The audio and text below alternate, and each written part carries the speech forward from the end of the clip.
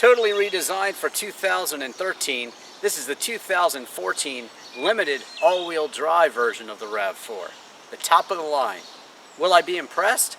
Let's find out. Well, we have to start at the back with the Rav4 because that's where all the controversy lies. They got rid of the spare tire.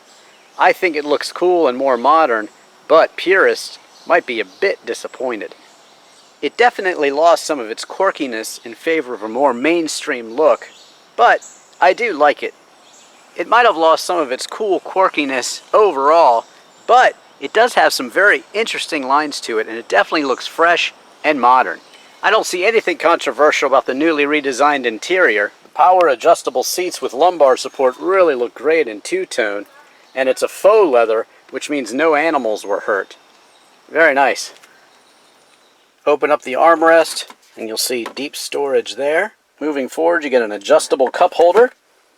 You get a real handbrake, 6-speed transmission, automatic, but you do have the ability to shift it manually if you like. And then yet another cup holder and 2 storage trays. Here's your charger, also input for USB, smarter iPhone 2. Here's the controls for your heated seats, and you get 2 driving modes, Eco and Sport. More on that later. You get dual zone climate control right here, and a push button start. Note the very cool and soft dash material here. Nice. You get a digital dash up top, of course your infotainment screen. Toyota Entune syncs up with your smart or iPhone and gives you lots of nice apps. Of course you have HD radio, Sirius XM too. Going on into the apps, see what you get. Navigation, of course your phone control, setup, traffic, weather. You can keep track of your stocks as well. Check out Eco. That gives you some useful information too. Checking out the steering wheel, you have controls for your radio, of course, channel. On the other side, Bluetooth for your phone, the standard Toyota Cruise Control down there, and a display button here.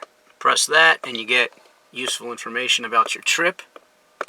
Gauges are all nicely laid out, everything right where you'd expect it to be.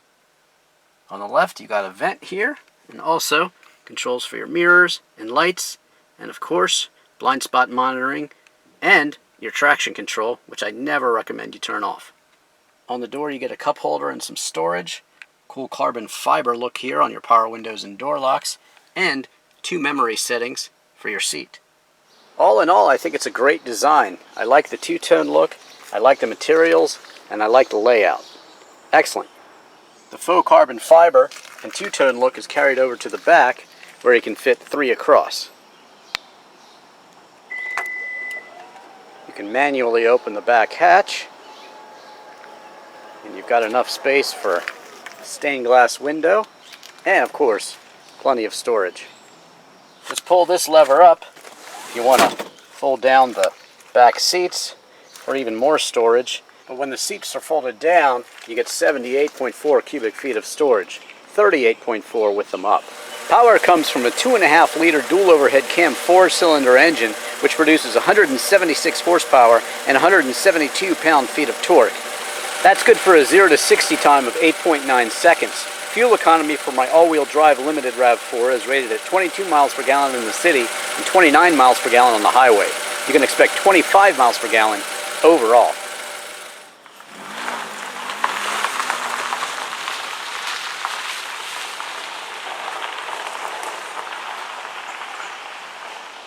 The Rav4 ranges in price from about $23,300 to $27,010. That's for the limited version, which is my test car.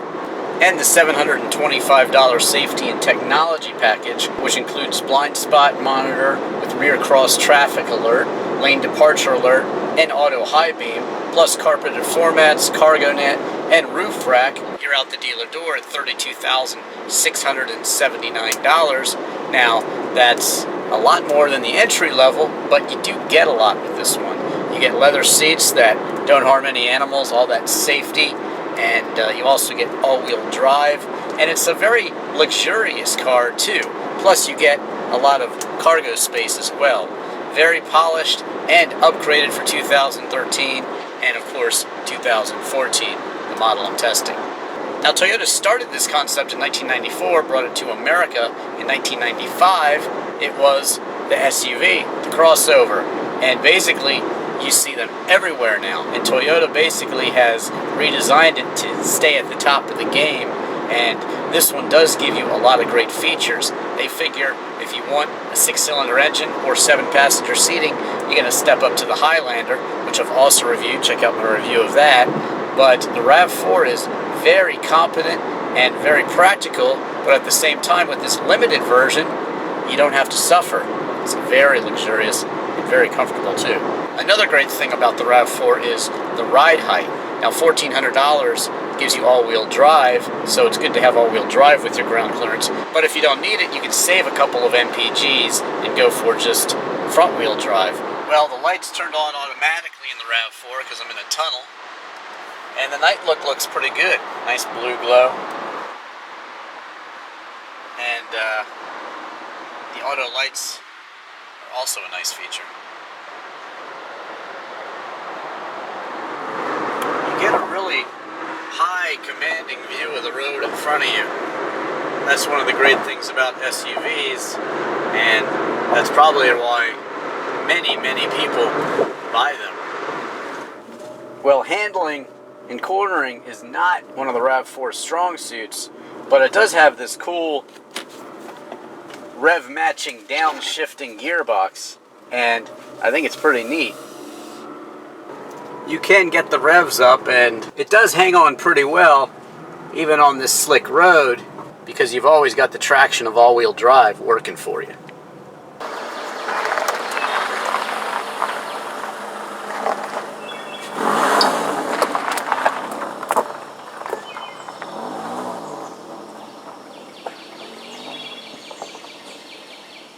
You can also be comfortable with the safety of the Rav4. You get brake assist and smart stop technology.